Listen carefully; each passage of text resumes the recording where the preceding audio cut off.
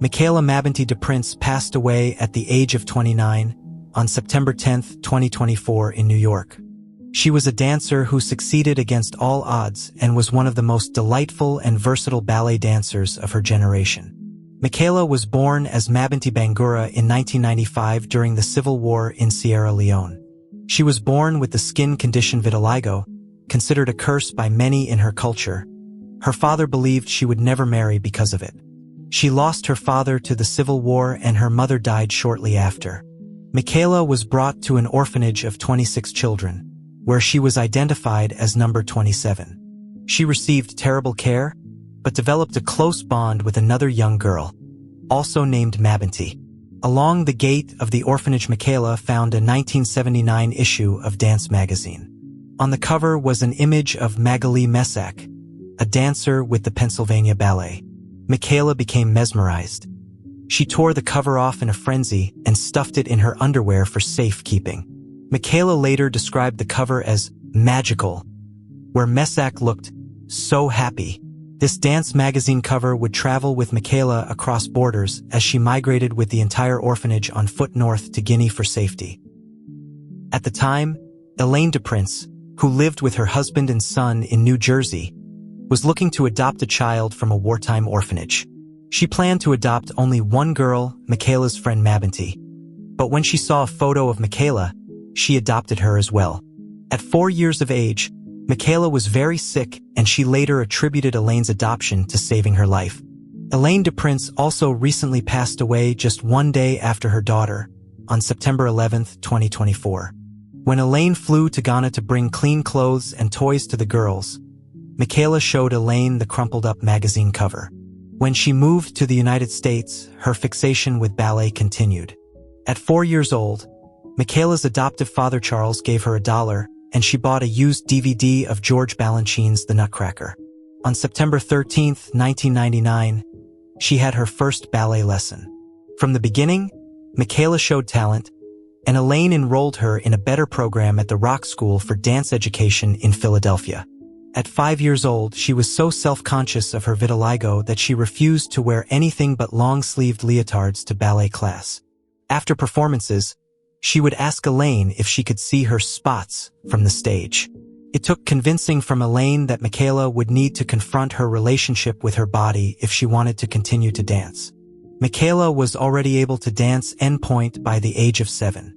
But she faced another barrier, this time from discouraging voices in the US. Many made claims that black dancers would not have the correct body type for ballet when they got older, a dangerous and harmful stereotype. But Michaela persevered. When she was 12, she began to win scholarships for summer programs. Her first scholarship was with the Dance Theater of Harlem in New York. It was the first time she would dance with a group of majority black dancers.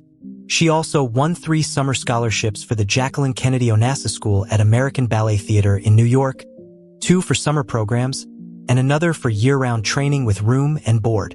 She won her scholarships by competing in the Youth America Grand Prix, YAGP, the world's largest dance competition and scholarship program for young dancers.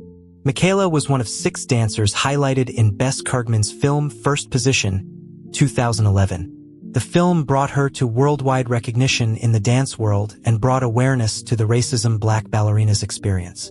Michaela's mother Elaine was dedicated to all that encompassed Michaela's training.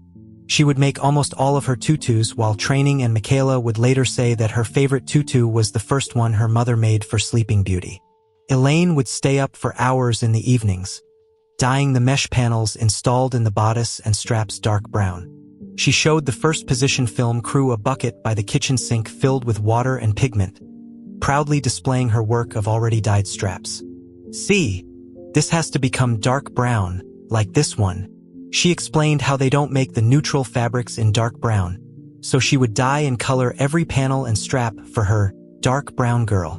After the release of First Position, Michaela entered the public consciousness while also achieving equal fame in the classical ballet world. She earned many sponsors and endorsements. She worked with her mother to co-author her memoir, Taking Flight, From War Orphan to Star Ballerina, 2014.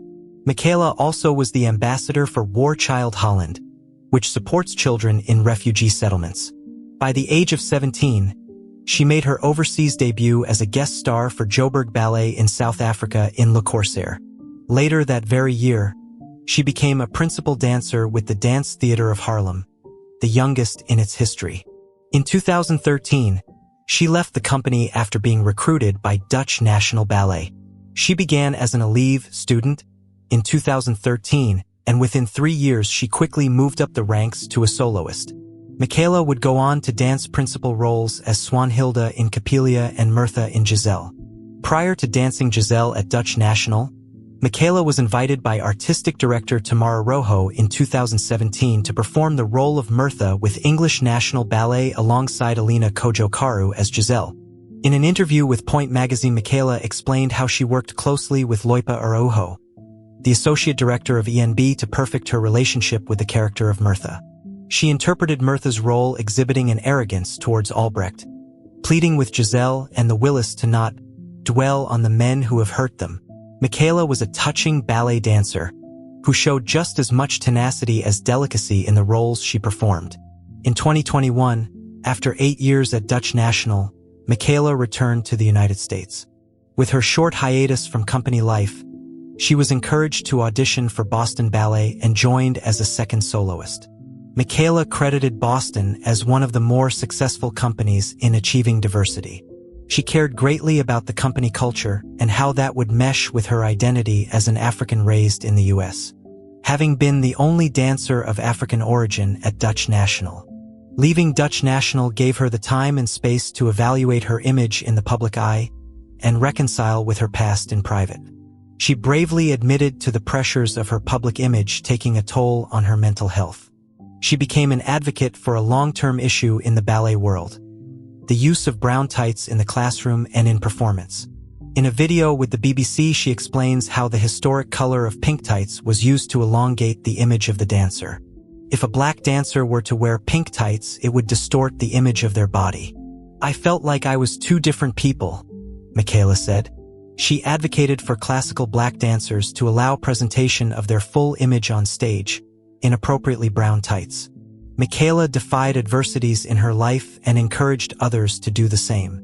She would frequently describe her dream for people to never be afraid to be a poppy in a field of daffodils.